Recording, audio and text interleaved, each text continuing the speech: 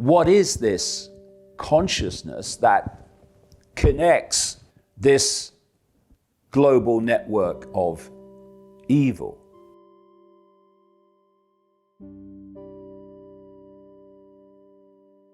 Well, the point is that this whole agenda, of which hoax is part, a very significant part in the last 2 years, is global. It's globally dictated. That's why you've seen the most of the world has just responded the same and believed the same narrative and done the same things. So you can look at different countries and where they are in the moment, but it's still a global agenda. So where does this agenda want to be? It wants to be where Italy is. It wants to be where Austria is, just introducing mandatory Italy, which is incredibly extreme in what they've done to people that won't have the jab and how they've marginalized them and excluded them from society. Australia, the Northern Territories of Australia and elsewhere in that country. This is where they want it to be. Like in France is infinitely more extreme currently than England. So of course they are going to come back with other cards to play. The problem they have in this country is that we've had really massive pushback. The marches and rallies for freedom in London have been absolutely enormous. I've been to most of them. We've had colonization empires, and now we have globalization empires, which is an empire of the entire world. So there's those connections. And there's the connections of the secret societies. But go deeper, and you get closer and closer to that which really connects everything in terms of what we'd like to rid the world of.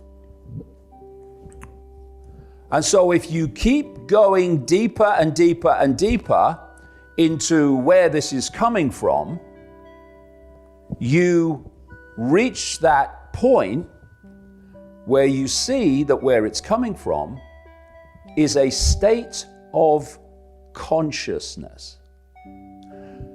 From consciousness comes perception, from perception comes behavior, comes desires, comes actions.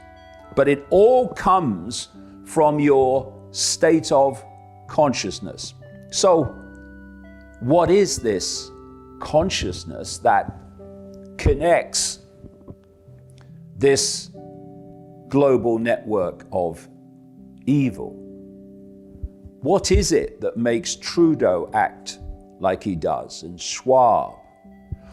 What is it that creates this extraordinary difference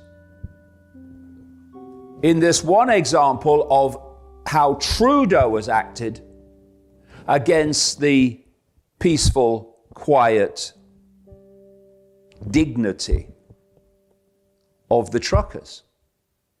Why are those two attitudes so vastly different and never more obvious than now? And why is this Trudeau, Schwab, Gates attitude so absolutely universal, where positions of power right across the world are occupied by this same mentality? And you can again explain it on one level by talking about secret societies, and of course, as has been well talked about recently, this Klaus Schwab World Economic Forum Young Leaders School, which has manifested through its graduates people in power, political power, all over the world at this time of all times.